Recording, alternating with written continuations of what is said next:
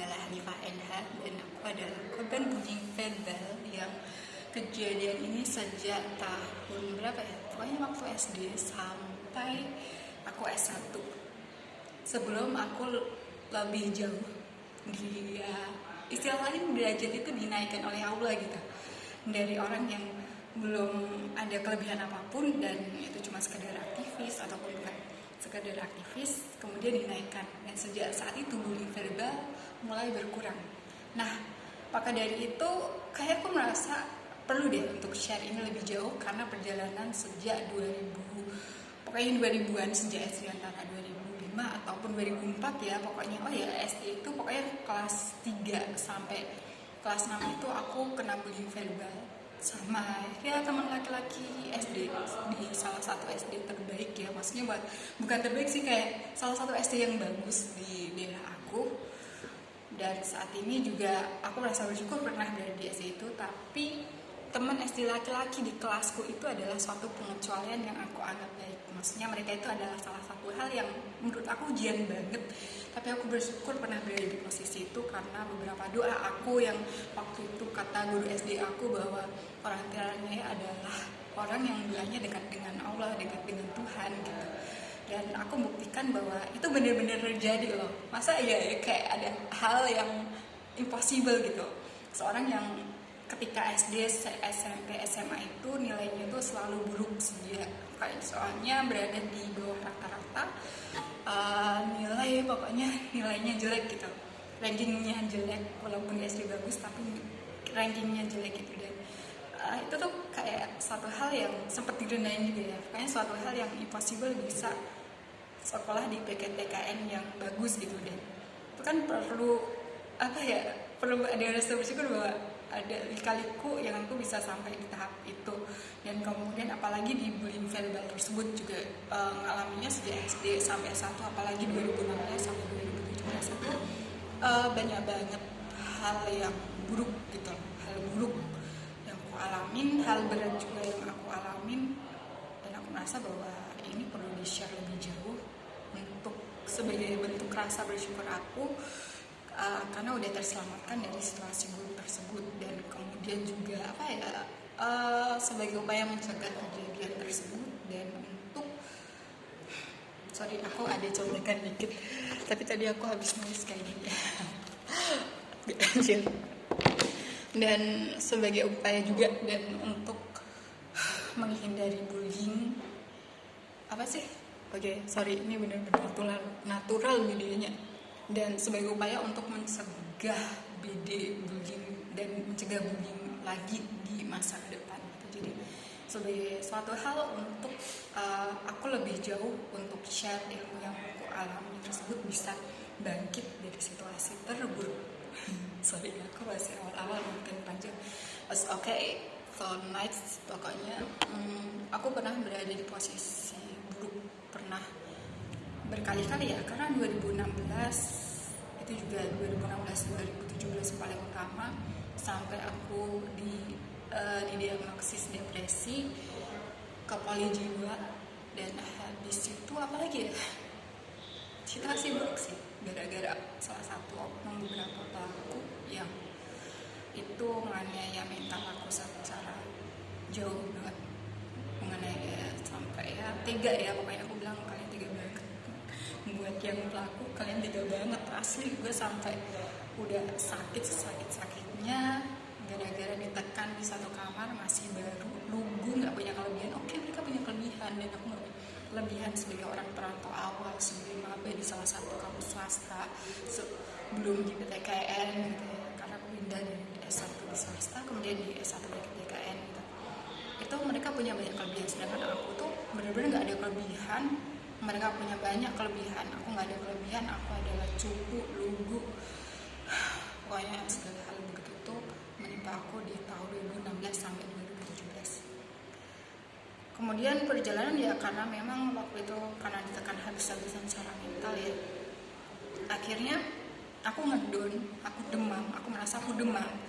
Dan kemudian aku mencari obat keluar. Pada waktu itu pagi aku mencari obat keluar, tapi habis itu ya udah, aku balik lagi di ruangan tersebut, anggap aja pondok atau asrama atau ya pokoknya suatu tempat yang itu untuk aslinya untuk menunggu ilmu, dan itu kamar yang berisi 6 orang lebih, dan itu ternyata toksik lah, orang itu toksik. Aku bilang walaupun aku udah maafkan dan aku bisa menyembuhkan, tapi aku masih banget aku masih inget banget kejadian itu, aku nggak lupain. Dan ketika kambuh itu sakit banget, kayak kemarin sebelum video ini aku update, aku mengalami kejadian tersebut gitu, kayak sakit banget gitu.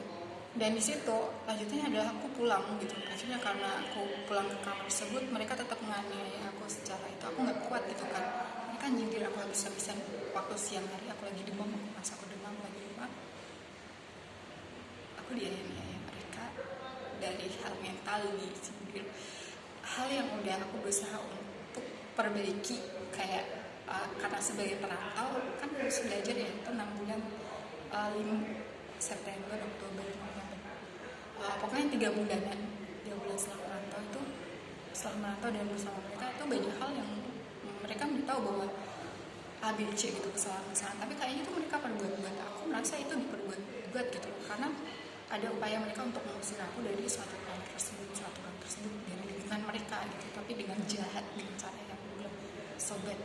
Dan akhirnya aku pulang ke rumah, dan kemudian ke dokter umum di dekat rumah. Dokter itu bilang bahwa aku tidak demam, tapi aku lebih kayak dirujuk ke rumah sakit di poli jiwa.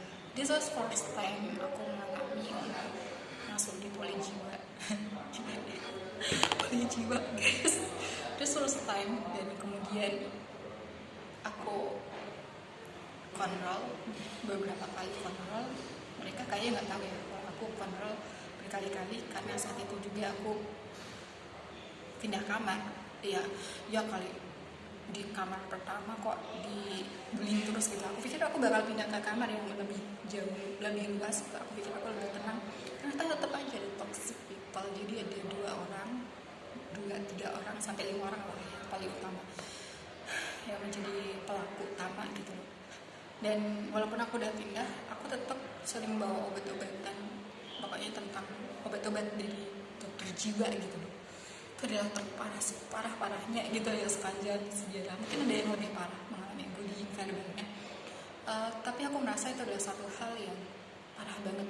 Sampai aku ke dokter jiwa, sampai dapat obat-obatan, itu tuh buat aku itu parah banget.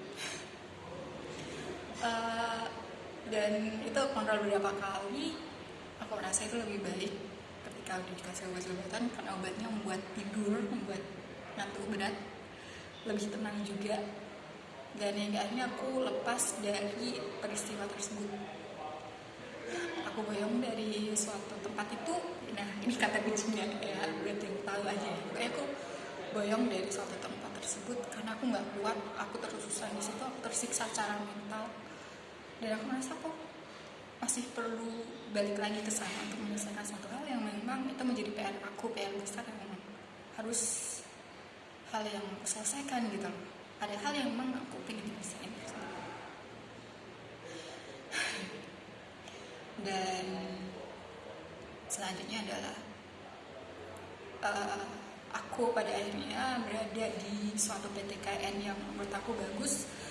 Ketika aku berada di PTKN ini, tetap aja ada sisi bullying, tapi tidak separah waktu sebelum-sebelumnya. Dan kemudian ajaibnya adalah doa-doa yang aku panjatkan waktu aku berada di bullying, di posisi bullying besar kayak waktu SD.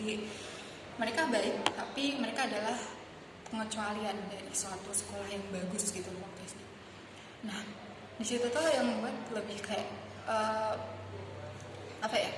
banyak perkembangan dari seorang aktivis, dan kemudian menjadi seorang yang apa yang aku inginkan, apa yang tidak aku duga itu menjadi suatu hal kejadian gitu, kayak menjadi mapres. Dan kemudian banyak hal kayak agak songgak, tapi satu peristiwa di mana di antara semua itu pasti ada kekuatan dari orang-orang terdekat. Aku di dekat orang-orang yang ada 3 tipe. Ada orang yang biasa aja, dan kemudian ada orang yang toksik banget, dan ada orang yang baik banget ke aku.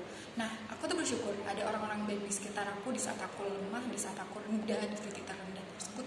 Mereka mau ada di samping aku gitu. Jadi aku bersyukur banget pada mereka itu. Jadi aku masih bisa bertahan dan rekam sampai ini. Nah, berjalan waktu aku selesai di S1 tepatnya 2022, 1 tahun yang lalu lulus Munawasyah. Kemudian November ini aku ada penelitian terkait kesehatan mental buat suatu international conference. Aku merasa tertekan lagi gitu loh, merasa luka itu kembali lagi. Jadinya aku juga merasa bahwa ini adalah ilmu yang perlu aku share, bahwa aku perlu share lebih jauh, apalagi suatu hal yang aku pernah berada di posisi itu. Aku pernah berada di posisi orang yang hampir mengakhiri hidup dengan cara yang salah gitu loh. Aku merasa banget perlu banget share ilmu aku sejak SD sampai aku sekarang, apa yang aku alami, kenapa aku dibullying berkali-kali, hampir banget mengakhiri hidup dengan cara yang salah, tapi sampai saat ini masih bisa menahan value atau kunci untuk bisa menghadapi hal tersebut gitu. So from this lebih ke itu aja sih, kayak tujuan-tujuan tersebut, kayak tadi aku tulis Oke, lebih natural aja, lebih untuk rasa bersyukur dan kemudian bisa mencegah bullying, dan kemudian untuk mengakhiri bullying tersebut. Kayaknya lebih natural ya, kayak gitu. So karena aku terbatas memori di dalam HP aku, jadi kayaknya itu aja yang bisa aku share. Berharap yang terbaik. Aku ada di mana ya? Aku ada di Solo, di kafe, sebuah kafe namanya lebih share ya, di stasiun kopi Solo Balapan. So nice place. Bye bye.